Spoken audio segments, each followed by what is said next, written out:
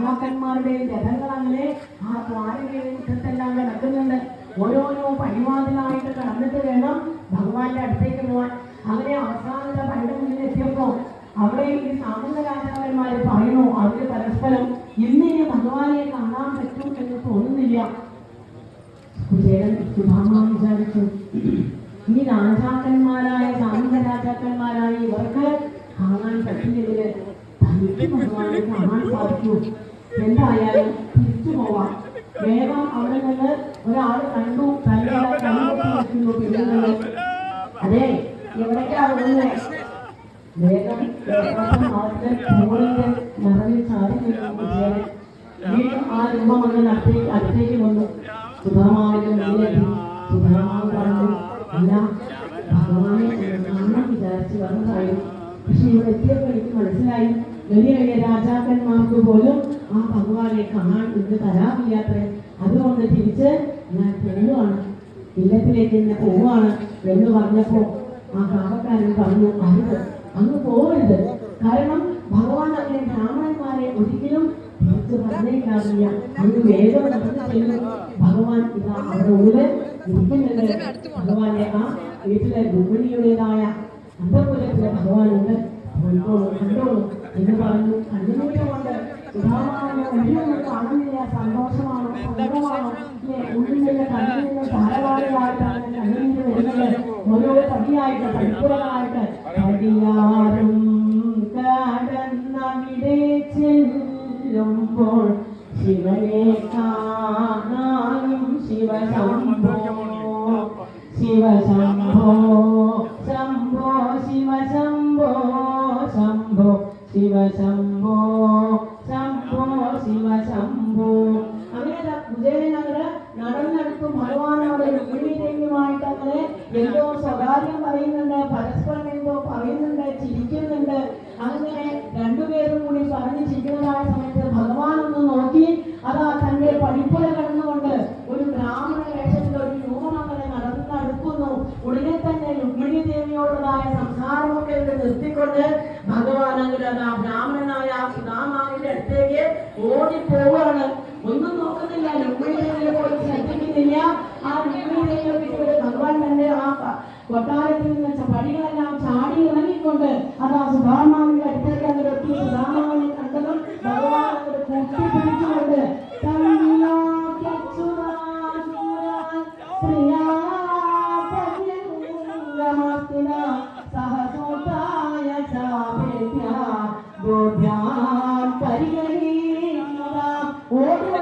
ആ കുചേലനെ എന്താ നടക്കുന്നത് എന്നൊന്നും അറിയുന്നില്ല. അങ്ങനെ കെട്ടിപ്പിടിച്ചുകൊണ്ട് ആലിംഗനം ചെയ്തുകൊണ്ട് സാധാരണ ഭക്തനെ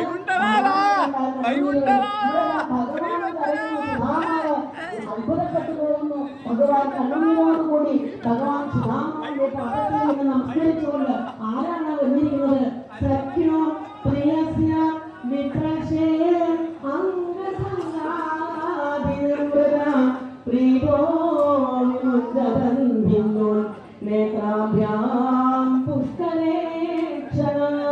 ഭഗവാനെ കുചേലനെ കെട്ടിപ്പിടിച്ചുകൊണ്ട് ശരീരം മുഴുവൻ രോമാഞ്ചം ഉണ്ടാകുന്നു. ഭഗവാന്റെ ആരാണ്? സഖ്യോ പ്രിയസ്യ, അതിന് മീതെയോ പ്രിയസ്യ വിപ്രശേ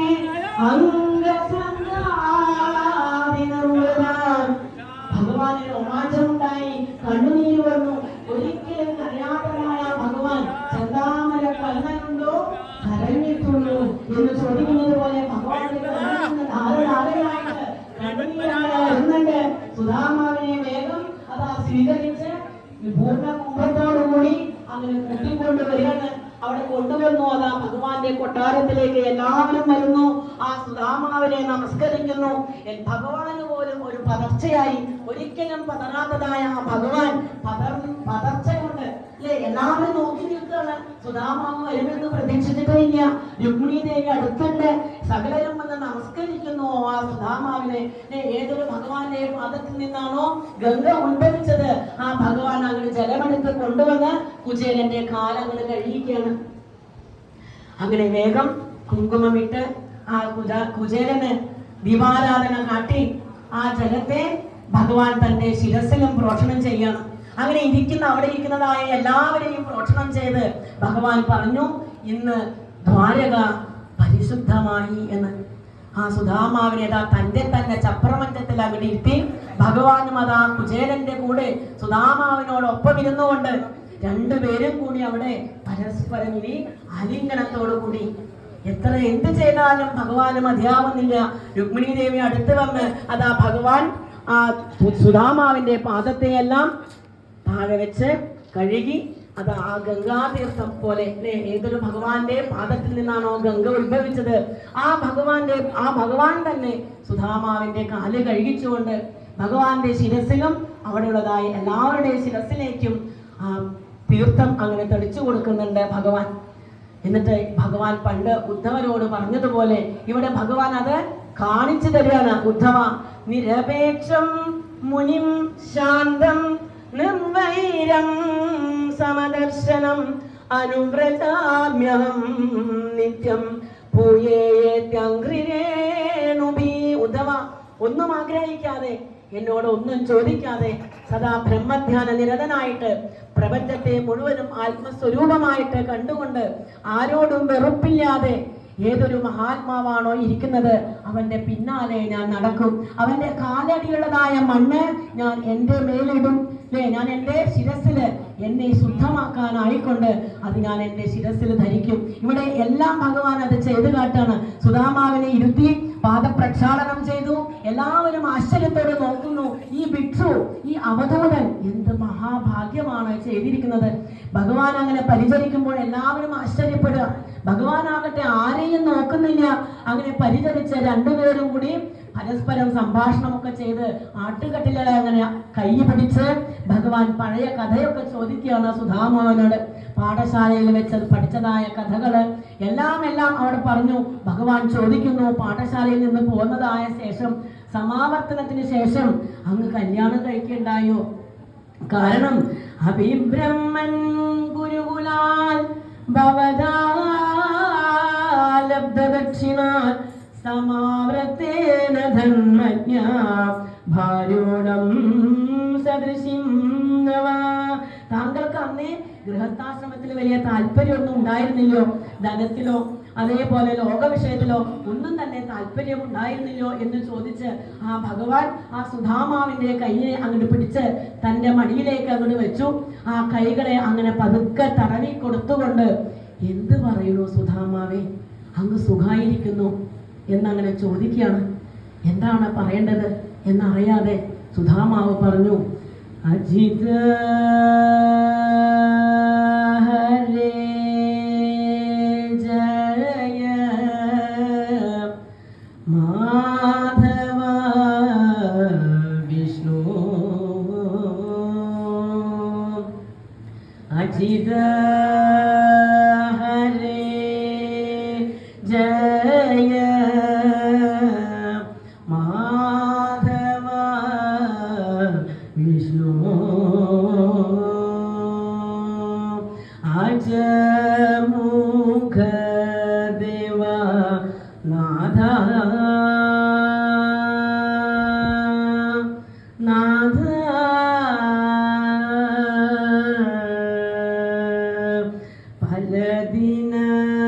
പലദിനമായി ഞാനും ബലഭദ്രാനുജ നിന്നെ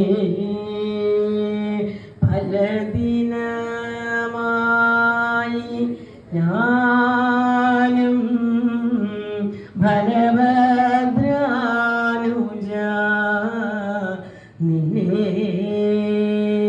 നല്ല മോടു കാൺവതിന്നു കണിയല്ലേ രുചിക്കുന്നു. അജിത ഹരേ ജയ മാധവ വിഷ്ണു. ഭഗവാൻ ചോദിച്ചു, സുധാമാവേ, എന്ത് പറയണു? അങ്ങ് സുഖായിരിക്കുന്നു. എന്ന് ചോദിച്ചപ്പോൾ എന്താ ഇത്ര കാലം വരാഞ്ഞത്, എന്നെ ഓർമ്മയുണ്ടായില്ലേ അങ്ങേക്ക്, എന്തുകൊണ്ട് ഇത്ര വൈകി, ഞാൻ എന്നും അങ്ങ് വരുമെന്ന് വിചാരിച്ച് എത്ര കാലമായി പ്രതീക്ഷിച്ചിരിക്കുന്നു, എത്ര കാലമായി നമ്മളൊന്ന് കണ്ടിട്ട്. ഇവിടെ അങ്ങനെ ആ ഭഗവാൻ പറയാണ്, ഇവിടെ രണ്ട് കൂട്ടരല്ലേ സുധാമാവയുള്ളത് അല്ലേ? ഒരാൾ ആത്മജ്ഞാനികളിൽ രണ്ട് തരത്തില്, ഒരാൾ എന്താണ് അറിയേണ്ടതിനെ അറിഞ്ഞ ശേഷം ഈ ലോക സംഗ്രഹത്തിനായിട്ട് ഒന്നിനും ആസക്തിയില്ലാതെ ആരെ പോലെ, സുധാമാവിനെ പോലെ ഇരിക്കുന്നു. ഇനി ഒരാളോ എല്ലാം അറിഞ്ഞ ശേഷം കർമ്മയോഗത്തിന് ഉദാഹരണമായിട്ട് അവിടെ ഭഗവാനെയും കാണിക്കുകയാണ്. അപ്പോൾ ഇവിടെ രണ്ടുപേരുമായിട്ട് ആരാണ്? ഭഗവാനും ഉണ്ട്, സുധാമാവും ഉണ്ട്. സവേ സൽകർമ്മണാം സാക്ഷാൽ ദ്വിജാദേരിവ സംഭവ ആദ്യോംഗയത്രാശ്രമിണം യദാഹം ജ്ഞാനതോ ഗുരു. സുധാമാവേ, 3 വിധത്തിലുള്ളതായ ഗുരുക്കളല്ലേ ഉള്ളത്. ആദ്യ ഗുരു ആരാണ്? അച്ഛൻ തന്നെയാണ്. രണ്ടാമതോ കർമ്മങ്ങളൊക്കെ ഉപദേശിച്ചു തരുന്നതായ ആചാര്യൻ. മൂന്നാമതോ ജ്ഞാനതോ ഗുരു, അതാരാണ്? ആ ജ്ഞാനം കൊടുക്കുന്നതായ ഗുരു അത് ഞാൻ തന്നെയാണ് എന്ന് ഭഗവാൻ പറഞ്ഞു കൊടുക്കുകയാണ്. അങ്ങനെ പാഠശാലയിലതായ കാര്യങ്ങള് ഓരോന്നും ചോദിക്കുന്നു, പരസ്പരം കൈമാറിക്കൊണ്ട് എന്തു പറയുന്നു സുധാമാവേ എന്ന് ഭഗവാൻ ചോദിക്കുകയാണ്. ഇവിടെ അന്ന് പത്നി വിചാരിച്ചതുപോലെ തന്നെ യാതൊരു ദാരിദ്ര്യവും അവിടെ കുചേലൻ പറയണില്ല. കുചേലൻ പറഞ്ഞു, സുഖമായിരിക്കുന്നു ഭഗവാനെ, ശാന്തിയോടുകൂടി ഇരിക്കുന്നു, യാതൊരു വിഷമവും ഇല്ല. എത്ര വലിയ ദാരിദ്ര്യത്തിലാണ് സുധാമാവ് വന്നിട്ടുള്ളത്. പറഞ്ഞു എങ്ങനെയാണ്? സുഖമായിട്ടിരിക്കുന്നു, ശാന്തിയോടുകൂടി ഇരിക്കുന്നു. ഭഗവാൻ പറഞ്ഞു, ഗുരോരനുഗ്രഹേണൈവ പുമാൻ പൂർണ്ണ പ്രശാന്തയേ. ഭഗവാൻ പറയാണ്, എങ്ങനെ നമുക്ക് ശാന്തി ഇല്ലാതിരിക്കും കുചേല, സുധാമാവേ? കാരണം ആ ഗുരു നമ്മെ വേണ്ടതുപോലെ പരിപൂർണമായിട്ടല്ലേ അനുഗ്രഹിച്ച് വിട്ടിട്ടുള്ളത്. അപ്പൊ പിന്നെ എങ്ങനെയാണ് സുഖമായിട്ട് ഇരിക്കണോ എന്ന് ചോദിക്കുക. അത്രയേറെ രണ്ടുപേരും നമ്മളെ അന്ന് ആ വനത്തിൽ നമ്മൾ ചെന്നതായ സമയത്ത് നമ്മളെ രണ്ടുപേരെയും ഓർക്കുന്നില്ലേ അന്ന് ആ ഗുരു നമ്മെ അനുഗ്രഹിച്ചത് അല്ലേ? അവിടെ പറഞ്ഞില്ലേ, എനിക്ക് വേണ്ടി ജീവൻ പോലും ഉപേക്ഷിക്കാൻ തയ്യാറായ നിങ്ങൾക്ക് ഞാൻ എന്തൊക്കെയാണോ നിങ്ങൾക്ക് പറഞ്ഞു തന്നിട്ടുള്ളത് അതെല്ലാം അനുഭവ